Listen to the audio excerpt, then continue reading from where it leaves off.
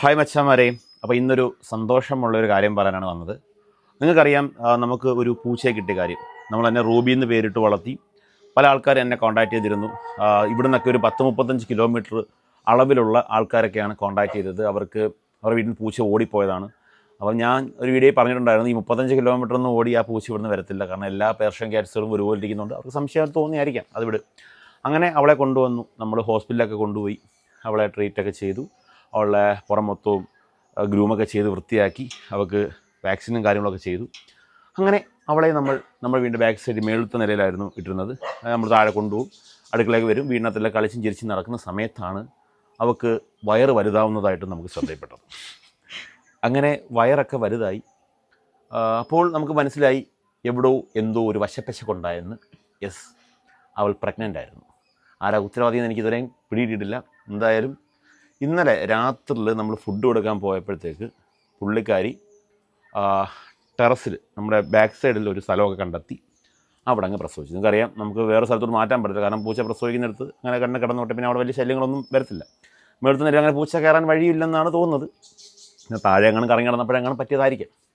അതൊക്കെ വിളയുടെ വിളയാട്ടം എന്നൊക്കെ വേണമെങ്കിൽ പറയാം. അപ്പോൾ ഗായ്സ്, വിധിയുടെ വിളയാട്ടം എന്ന് വേണമെങ്കിൽ പറയാം. അപ്പോൾ ഗായ്സ്, അങ്ങനെ ഇവിടെ പല പല കാര്യങ്ങളാണ് സംഭവിച്ചത്. 3 കുഞ്ഞുങ്ങളാണ്, മെയിലോ ഫീമെയിലോ ഒന്നും ഞാൻ നോക്കിയില്ല. പൊടി കുഞ്ഞുങ്ങളാണ്, കണ്ണുറക്കാൻ കുറച്ച് ദിവസങ്ങളെടുക്കും. അപ്പോൾ എന്തായാലും ആ കുഞ്ഞുങ്ങളെന്ന് പറയുമ്പം നാടൻ പൂച്ചയുടെ കുഞ്ഞുങ്ങളാണെങ്കിലും പേർഷ്യൻ ക്യാറ്റിലുണ്ടായതുകൊണ്ട് ചിലപ്പം രോമമൊക്കെ വാലൊക്കെ നല്ല രോമമൊക്കെ ആവാൻ സാധ്യതയുണ്ട്. അത് അവരുടെ വളർച്ച നമുക്ക് കണ്ടെന്നറിയാം. അപ്പോൾ ഇന്നത്തെ ഈ വിശേഷം എന്ന് പറഞ്ഞു കഴിഞ്ഞാൽ, ഈ ഒരു പൂച്ചയുടെ കുഞ്ഞുങ്ങളെ ഞാൻ കാണിച്ചു തരാം. ഇത് രാവിലെ കണ്ണൊന്നും തുടച്ചിട്ടൊന്നുമില്ല. മറ്റേ അവളുടെ കണ്ണെപ്പോഴും വൃത്തിയാക്കുന്നതാണ്. രാവിലെ തുടച്ചില്ല, കാരണം അവൾ പ്രഗ്നൻ്റ് പ്രസവമൊക്കെ കഴിഞ്ഞ് അവളുടെ ആ ഒരു ചോരയും ആ അഴുക്കും കാര്യങ്ങളൊക്കെ പൊയ്ക്കൊണ്ടിരിക്കുന്ന സമയത്ത് ഇനിയിപ്പം എന്തായാലും അവൾ 2 ദിവസം കഴിഞ്ഞിട്ട് കുളിപ്പിച്ചേ പറ്റൂ. അപ്പം അവളെ അവളുടേതായ ഒരു ലോകത്തോട്ട് വിട്ട് നമ്മൾ ഫുഡും വെള്ളവും വെച്ച് കൊടുക്കുന്നതെന്നല്ലാതെ വേറെ കാര്യങ്ങളൊന്നും ചെയ്യുന്നില്ല. അപ്പം നമുക്ക് നേരെ അവളെ ഒന്ന് കാണാൻ പോകും. മീനുവിന് എന്താണ് അത് കണ്ടിട്ട് പറയാനുള്ളത് നമുക്ക് നോക്കാം. സംഭവം ഇന്നലത്തെ റൂബിയുടെ ചില പ്രവർത്തനങ്ങൾ നേരിട്ട് കണ്ടത് നീയാണ്, ഞാനിവിടെ ഇല്ലായിരുന്നു. എന്തുവായിരുന്നു? ഇന്നലെ രാവിലെ ഇവര് അച്ഛനും അമ്മയും അമ്പലത്തിൽ പോയിരുന്നു, അജീഷേട്ടനും ഇല്ലായിരുന്നു. അപ്പം ഈ രാവിലെ അജീഷേട്ടൻ ജിമ്മിൽ പോയിരുന്നു. അപ്പം ഞാനും അമ്മയും മാത്രമേ ഉണ്ടായിരുന്നുള്ളൂ. അപ്പം രാവിലെ ഞാൻ എന്തോ ഇത് നേരത്തെ എണീറ്റപ്പോൾ ഇവർ രാവിലെ 6 മണിക്ക് അമ്പലത്തിൽ പോയി. അപ്പം ഞാൻ താഴെ ഇരിക്കുകയും കിടക്കുകയൊക്കെ ചെയ്യുമായിരുന്നു. ആ സമയത്ത് ഇവളുടെ നമ്മുടെ ആ ഇതുണ്ടല്ലോ ബെൽറ്റ്, അത് അവളുടെ കഴുത്തിൽ നിന്ന് ഊരിപ്പോയിട്ടുണ്ടായിരുന്നു. ഇവള് ഇതിലേക്കൂടെ ചാടിയിട്ടാന്ന് തോന്നുന്നു. എന്തോ ആയാലും ഇവള് താഴെ വന്നിട്ട് അമ്മൂമ്മ എൻ്റെ അടുത്ത് വന്ന് ആദ്യം പറഞ്ഞത് അവിടെയൊക്കെ ചാടി ഓടി നടന്നു എന്നുള്ളത്. അങ്ങനെ അവസാനം പുറത്ത് കുറച്ച് നല്ല അഴുക്കായിട്ടുണ്ട്. കാരണം ആശട്ട് എനിക്ക് തോന്നുന്നത് ഇവിടെ എല്ലാം പോയിട്ടുണ്ടായിരുന്നു. പക്ഷെ ഞാൻ വിശ്വസിച്ചില്ല. അമ്മൂമ്മ ഇത് പറഞ്ഞപ്പോൾ ഇവളാണ്. ഞാൻ ഇവളെ മേളിൽ തന്നെ ഉണ്ടായിരുന്നല്ലോ. പിന്നെ എന്താ ഇത്, ഞാൻ ആ സമയത്ത് നടക്കാൻ ഇറങ്ങിയപ്പോൾ ഇവള് ഫ്രണ്ടിൽ വന്നു. അപ്പോഴേ ഇവളാന്ന് മനസ്സിലായി. പിന്നെ ഞാൻ ഇവളെ പിന്തുടർന്നു. ഇവളെന്തോ നമ്മുടെ താഴത്തെ റൂമിൽ എന്ന് വെച്ചാൽ സോഫയുടെ അടി നോക്കുന്നു, അലമാര നോക്കുന്നു. അപ്പോഴേ എനിക്ക് തോന്നി, എനിക്കൊരു ഡൗട്ട് ഉണ്ടായിരുന്നു. ഞാൻ അജീഷടൻ പറഞ്ഞിട്ടുണ്ട് ഇങ്ങനെ പൂച്ചകൾ സ്ഥലം കണ്ടുപിടിക്കും എന്നുള്ളത്. അപ്പം സ്ഥലം കണ്ടുപിടിക്കും എന്നുള്ളത് അജീഷേട്ടൻ പറഞ്ഞ് എനിക്കറിയാവുന്നതുകൊണ്ട് തന്നെ ഞാനപ്പോൾ ഊഹിച്ചായിരുന്നു. അപ്പം ഞാൻ അജീഷേട്ടനെ വിളിച്ച് പറയും ചെയ്ത്, ആശേട്ട് ഇങ്ങനെ നടക്കുന്നുണ്ട്, ഇങ്ങനെ സ്ഥലം കണ്ടുപിടിക്കാൻ നടക്കുവാന്ന് തോന്നുന്നത്. അങ്ങനത്തെ അലമാരയുടെ കീഴിലൊക്കെ പോയിരുന്ന് പിന്നെ അവസാനം അജീഷേട്ടൻ വന്ന് ആശേട്ടെ കണ്ട് പിടിച്ച്. അത് കഴിഞ്ഞ് ഇന്നലെ ഒരു രാത്രിയായപ്പോഴത്തേക്കാണ് വയ്യാതെ ഇന്നലെ ഭയങ്കര ക്ഷീണവും. സാധാരണ ഞാൻ തുണി വിരിക്കാനൊക്കെ ടെറസിൽ പോകുമ്പോൾ എൻ്റെ കൂടെ വരികയും എൻ്റെ കാലിൽ കെട്ടിപ്പിടിക്കുകയും തുണി വിരിക്കാൻ സമ്മതിക്കാറില്ല അവള്. ഇന്നലെ ഒന്നും ചെയ്തില്ല, ഭയങ്കര ക്ഷീണം. അപ്പോഴേ ഞാൻ ഐശ്വരൻ്റെ ചോദിച്ചപ്പോഴേ ഐശ്വരൻ പറഞ്ഞു ഇതായിരിക്കാം എന്നുള്ളത്.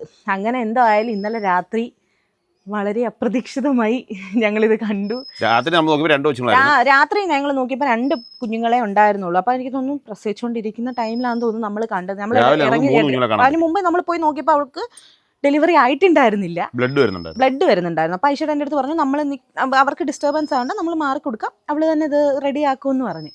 അപ്പം അങ്ങനെയാണ് പിന്നെ 2 കുഞ്ഞുങ്ങളെ ഉണ്ടായിരുന്നുള്ളൂ. രാവിലെ നോക്കിയപ്പോഴാണ് ഒരു കുഞ്ഞും കൂടെ ആയത്. അപ്പോൾ എന്തായാലും നല്ല രസമുണ്ട്, നമുക്ക് കാണാം എങ്ങനെയുണ്ടെന്ന്. അപ്പം നമുക്ക് എനിക്ക് മുമ്പ്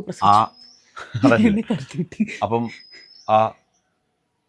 എന്താ പറയാ, ക്യൂട്ട് ബേബീസിനെ ആൺപൂച്ച ആരാണെന്ന് എനിക്കറിയില്ല, എന്നാലും ആ കുഞ്ഞുങ്ങളെ നമുക്കൊന്ന് കാണാം. യെസ് ഗൈസ്, എനിക്ക് മുട്ട തയ്യാത്തോണ്ട്. ഹലോ റൂബി, കണ്ണും ശരീരമൊക്കെ നാളെ വൃത്തിയാക്കുന്നോളൂ. കുഞ്ഞുങ്ങളെ ഞാൻ നോക്കട്ടെ. ഇതാരുടെ കൊച്ചാടാ? അയ്യോ ഇത് നോക്കേ, ആരുടെ കൊച്ചാരാ?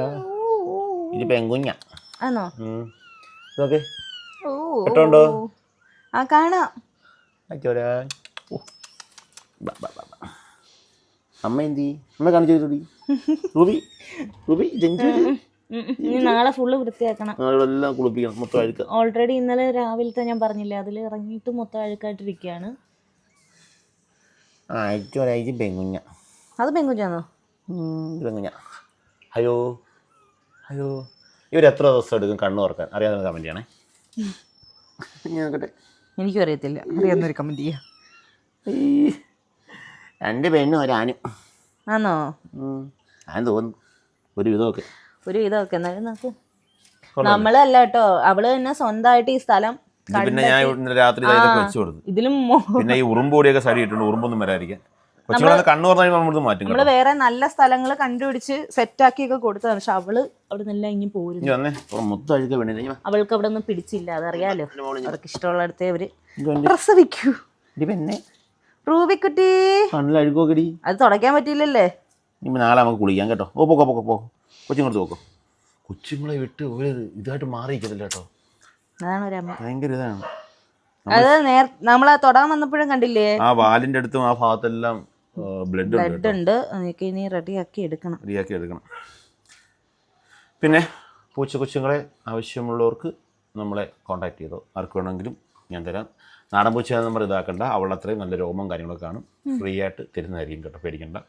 അത് കൂടുതലും ഈ പരിസരത്തുള്ളവരാരെങ്കിലും ഒക്കെ ആയിരിക്കും വരുന്നത്. ദൂരെ നിന്നുള്ളവർക്ക് വരാൻ പറ്റുമെങ്കിൽ വരിക, എല്ലാവർക്കും തരും. ഇപ്പോഴേ അല്ല, ഒരു 2 മാസം കഴിഞ്ഞിട്ട്. അത് കുറേതാണ്, ആർക്കാണെങ്കിലും കൊണ്ടുപോകാം. അത് ഞങ്ങളുടെ സ്നേഹം പോലെയും ചിലപ്പോൾ തന്നില്ലെന്ന് വരിക്കും.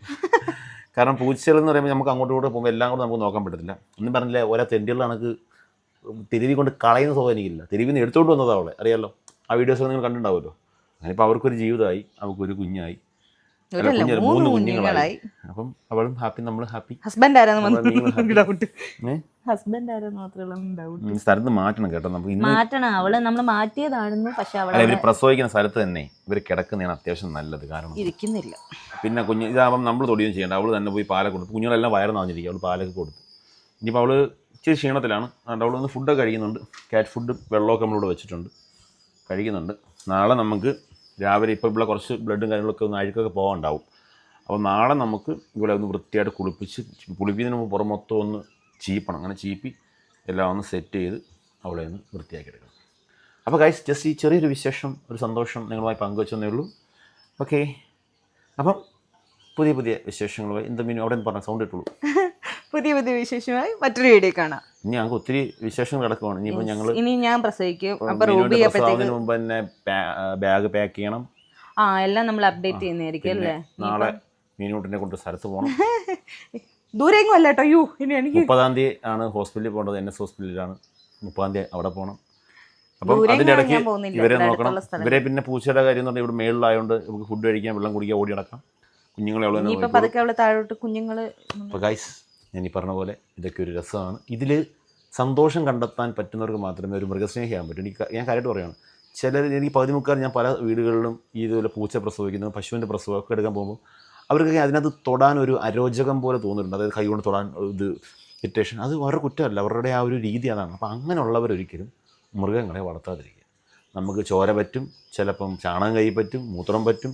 ഇതിനെയൊക്കെ സന്തോഷത്തോടുകൂടി സ്വീകരിക്കാൻ പറ്റുന്ന ഒരാൾക്ക് മാത്രമേ. ഒരു 10 മണിയാകുമ്പോൾ കയറി വരുന്ന കണ്ടാൽ ഞാൻ കയറി വരുന്നുണ്ട് കഴിഞ്ഞാൽ ആ രീതി നമ്മളങ്ങനെ കാലൊക്കെ കഴിയിട്ടൊക്കെ ഇതിനെ കയറത്തുള്ളൂ. കാരണം നമ്മൾ അതുമായിട്ട് നിൽക്കുമ്പോൾ അതിൻ്റെ രീതിയാണ്. ഇപ്പം കാള കൊണ്ടുവരുമ്പോൾ പുറത്തൊക്കെ അഴുക്കുകയാണ്, അതൊക്കെ നമ്മുടെ പുറത്തും പറ്റും. അപ്പോൾ നമ്മളെന്താ താഴെ ബാത്റൂമിൽ കുളിച്ച് അന്ന് ഇരുന്ന ഡ്രസ്സ് അന്നന്ന് കഴുകി നമ്മൾ ഒരു ഹാപ്പിയായിട്ട് അവരുടെ ഫുഡെല്ലാം കൊടുത്തിട്ട് സന്ധ്യ പ്രത്യേക ഡ്രസ്സുകളുണ്ട്. അത് അങ്ങനെയൊക്കെ ചെയ്യണം കേട്ടോ. അല്ലാതെ നമ്മൾ വീട്ടിൽ ഇരുന്ന ഡ്രസ്സുകൾ മാത്രം എല്ലാം ഇടുന്നത്. ഇതൊക്കെ എൻ്റെ വേല കുപ്പായങ്ങളാണ്. ഞാൻ ഇനിയിപ്പോൾ നേരെ വയലിലോട്ട് പോകണം. അല്ലാതെ അപ്പം പുറത്ത് പോകുമ്പോൾ ആ രീതി, വീട്ടിൽ നിൽക്കുമ്പോൾ ആ രീതി, കൃഷിയിടങ്ങളിൽ പോകുമ്പോൾ ആ രീതി. ജസ്റ്റ് അന്ന് പറഞ്ഞേ ഉള്ളൂ. ഇവരെല്ലാം നമ്മൾ കരയുന്നുണ്ട്. വയറൊക്കെ നിറഞ്ഞിരിക്കുന്നുണ്ട്. പാല് കുടിച്ചിട്ടുണ്ട്. അവള് പാലൊക്കെ കൊടുക്കുന്നുണ്ട്. നമ്മൾ ഇടയ്ക്കിടയ്ക്ക് നോക്കിയപ്പോഴും അവള് നല്ലൊരു അമ്മയാണ്. കുഞ്ഞുങ്ങളെ കെയർ ചെയ്യുന്ന അമ്മയാണ്. അപ്പോൾ ഗൈസ്, പുതിയൊരു വിശേഷമായി മറ്റൊരു വീഡിയോ കാണാം. ഞാൻ പറഞ്ഞില്ല. Bye bye.